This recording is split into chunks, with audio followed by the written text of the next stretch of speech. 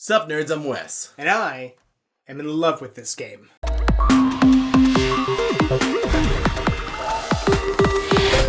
Lost Ruins of Arnak is definitely one of the best games I've played this year. It's just a beautiful mesh of deck building with a little bit of worker placement, with like a tech tree, and like resource management and multi-use cards and great artwork. And it all blends together to create a true masterpiece of a game. This really does feel like a game that was almost like designed specifically for me, or for us, because it's just like that. There's just so much the type of thing I really like. When it was pitched originally as deck building mixed with worker placement, I was like, those are my two favorite mechanics. Is drafting a part of it too? It's not, but that's also one of my favorite. But there's tracks. Advancing on tracks is not necessarily, I wouldn't call it a mechanic. At least it's not like a category of game, really. But it's more of a tech tree than a track. I mean, they're tracks. Yeah. And you advance. I mean, I don't know. I feel like tech trees is more like you advance and get better at certain things. Here, it's just move up and gain all the rewards. Yeah, but you don't have to, like, it's not just like spot 1, spot 2, spot 3. You kind of get to, like, zigzag your way to pick what you want on your way up. So it's like 2 interwoven tracks, or I guess there's a spot with 3.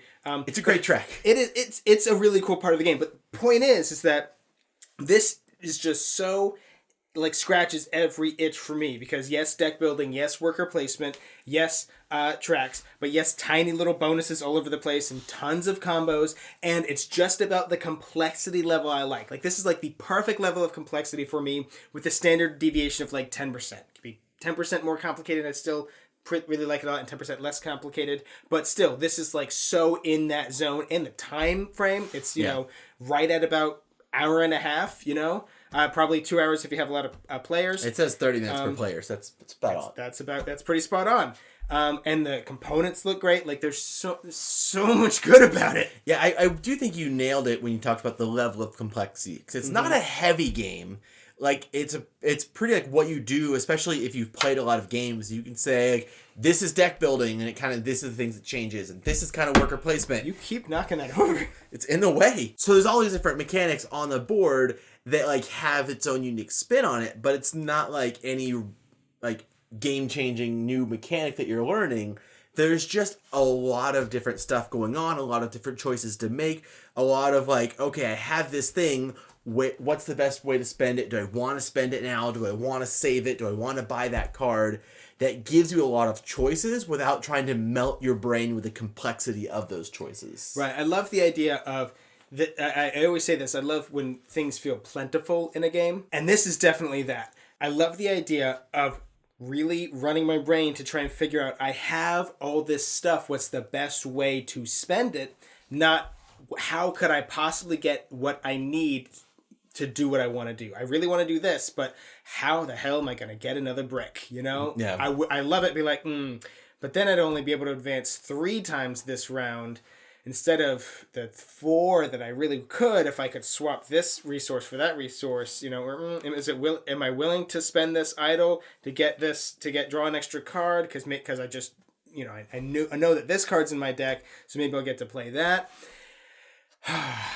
So good. I think some of the other big points for me is when you talk about comboing, there's 2 different types of cards that you can buy, and one of them just goes to the bottom of your deck, and one of them you get to use immediately. So the fact that, like, there's these cards out there that I can buy and immediately get those resources means that those combos can be so good, because I get these resources, I buy this card, which lets me do this thing, lets me get these resources that I can then go and buy this card that lets me do this thing. That is absolutely excellent. Also, in the deck building, you don't have a huge hand of, like, a huge deck of starter cards. Like, I think it's 6 cards that you start with. I think so. It's a small number such that your second hand you draw is already a bunch of the cards that you just bought. Like, anytime you buy a card, you're almost guaranteed to see that card the next round. And if you buy a ton, obviously your deck's gonna start filling up. But there's a good amount of culling from the deck if you do buy a bunch. And there's those fear cards that are kind of like the wounds or dead wounds cards, or one of those things. But they're not worthless either. They aren't worthless. But also, there's less deck building in this game than you would think. Yeah. So, like, you don't buy a lot of cards in the game, like, compared to pure deck building games. But also, the cards... So when it was pitched to me as being deck building mixed with worker placement, but worker placement is one of the many avenues you can go down to get points and stuff. And the cards, like the top corner of the cards will let you pitch them to place a worker in a spot.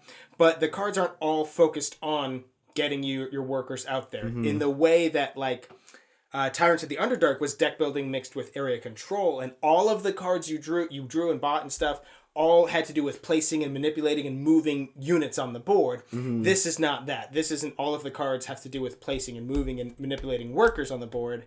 Not really. They're kind of it's kind of a Venn diagram where they overlap 30%. Yeah. You know? CGE also put out that game Pulsar 2849 a couple of years ago, and after playing it a bunch, I put it into my top 10 games of all time. And they are both the same type of thing for me, where I say, like, ooh, this is exactly what I like. It's slightly more complex, so this is Lost Ruins of Arnak plus about 10%. They're both in that same vein of, they are almost perfect for me.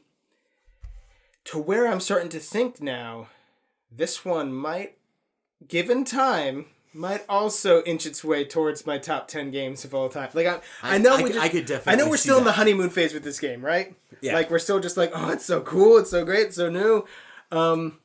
But the thing is, like, if what we were talking about doesn't sound like all that great, right? If you go into games because you're like, well, I want to see new mechanics, or I really love the theme, or whatever. I want to see minis. I want to see minis, right? Or, cool mini or not, sure, have 500 of my dollars. Point is, the reason why we're having this reaction isn't because the game is so unbelievably revolutionary. It's just perfect for us. Yeah. You know what I mean? Yeah, this is absolutely not like, as we've grown and our tastes have refined. No, had you shown me this game 2 years ago, I would be gushing about it just the same. And I think that's it, is that this is almost like, it'll be an evergreen for us. It's not like this year they introduced this new mechanic and everyone's going crazy about it. Like, this game is just it's going to be a classic for us, I think. And unlike Pulsar 2849, I think they could easily pump out expansion material like ASAP. Yes. Because I remember talking to somebody saying that, well, in order to do an expansion for Pulsar, they would really have to redesign the board and come out with a second board. So that makes making an expansion harder. But here, I don't think they need to do that. I mean, they could. They could come out with another board because this board is double-sided. And it's just slightly... It makes... I think the side that we're on right now is actually slightly harder. Manipulates things around a little bit. But yeah, they could definitely come out with more cards or more tiles and stuff, or another board. If they didn't expand it, I would be perfectly happy with. Like, oh yeah, totally. Expand it because I always want more, but it's definitely not like lacking. Where like if they added an expansion that did this, it'd be if they had a drafting component, maybe. Yeah. Obviously, we love this game. We could keep gushing on and on about it, but if this does sound like something that you want to have, I can say just go for it. Like, I really don't think you'll be disappointed, and I really do think you should click on the purchase link in the description box so that when you buy a copy of it off of Amazon, we get like 2% of that purchase. That's almost 3% of that purchase. Also down there, there's going to be a link for Game Toppers if you're looking at this table that we're filming on right here, and you're like, wow, that table looks super duper cool. I want to play like Neverboard Gaming plays. But also there's going to be a button there that says subscribe. So you subscribe to our channel so you will never be bored.